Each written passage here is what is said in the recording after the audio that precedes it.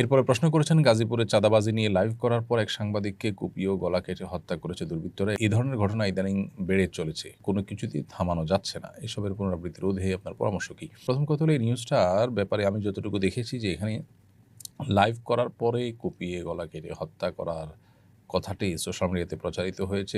কোনো মিডিয়াতে থাকলেও সেই মিডিয়ার তথ্য এবং ভেতরের নিউজ পর্যালোচনা করে দেখা গেছে তারা ওই ব্যক্তির প্রোফাইল ঘেঁটে কোনো প্রকার লাইভ করার কোনো চিত্র বা আলামত খুঁজে পাননি। তো পুরো বিষয়টা আসলে কতটা সত্য সেটা আসলে তদন্ত সাপেক্ষ। তবে আমাদের দেশে এই ধরনের ঘটনা যে ঘটে না তা নয়, এই ধরনের ঘটনা ঘটে, অহরহ ঘটে। এগুলোর জন্য আমাদের আসলে রাজনৈতিক সমস্ত দলগুলোকে, রাজনৈতিক শক্তিগুলোকে ঐক্যবদ্ধ হতে হবে এবং তাদের সবাইকেই যার অবস্থান থেকে এই পরিস্থিতি থেকে উত্তরণের জন্য সিদ্ধান্ত গ্রহণ করতে হবে যে তারা এগুলো কোনোটাকেই কেউ প্রশ্রয় দিবে না। এবং আইনের শাসন এটা যতদিন পর্যন্ত বাস্তবায়িত না হবে ততদিন পর্যন্ত এই পরিস্থিতি থেকে আমরা আসলে রেহাই হয়তো পাবো না।